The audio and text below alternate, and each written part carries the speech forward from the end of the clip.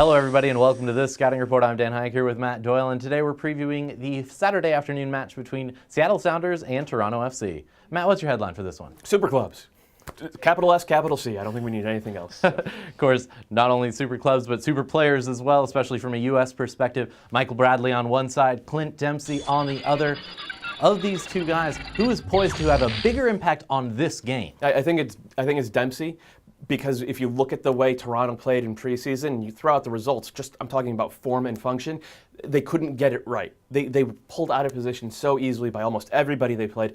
And when you have defensive scrambling like that, that's where a guy like Dempsey can really, really excel, especially because Toronto is going to have to pay attention to Obafemi Martins as well. He's going to be pushing the back line deeper. He's going to be creating those gaps. And Dempsey looked pretty good for Seattle in that Week 1 cameo. So I think he's set to maybe finally break out of his slump. Now you mentioned Seattle's former Premier League striker, Obafemi Martins. Let's switch our attention to Toronto's former Premier League striker for our WTF stat. The number is 124. That's how many goals Jermaine Defoe has in his Premier League career. It's 14th all time. Only two current MLSers have done better. That's, of course, Thierry Henry and Robbie Keane. So the Premier League has been a really great feeder league for MLS. I think we could all agree with that. Absolutely, it has. Now, the question for you here, though, is with a less than speedy center back partnership of Jimmy Traore and Chad Marshall, should Defoe find some success on Saturday? Well, if they can open up the game and hit on the counterattack, I think that could be an asset for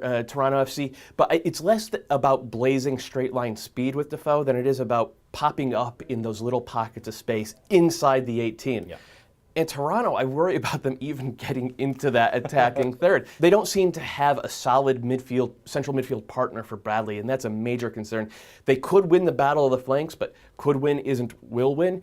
And they don't really have the ability to hold the ball up from any center forward. Bright DK being injured, I think, is a bigger loss than people really gave it credit for.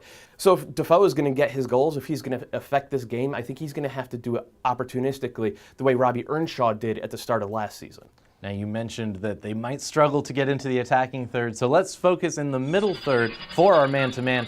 Of course, it's Michael Bradley versus Ozzie Alonso. Yeah, how great would it be for U.S. fans if these guys could actually play in the same red, white, and blue midfield? It's never going to happen, folks. Ozzie is cat-eyed. Get over it. But we'll see him going head-to-head in this one. And what I'm looking for is, can Ozzie Alonso limit Michael Bradley's ability to get forward and help that attack? Because, again, I think the Toronto attack is going to struggle. I think Bradley can be the X factor.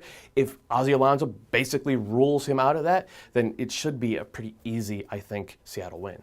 All right, well, we'll find out if Ozzie brings his A game to stop Michael Bradley. On Saturday, it kicks off at 4:30 p.m. Eastern Time. You can watch it on NBCSN in the States and TSN and RDS2 in Canada.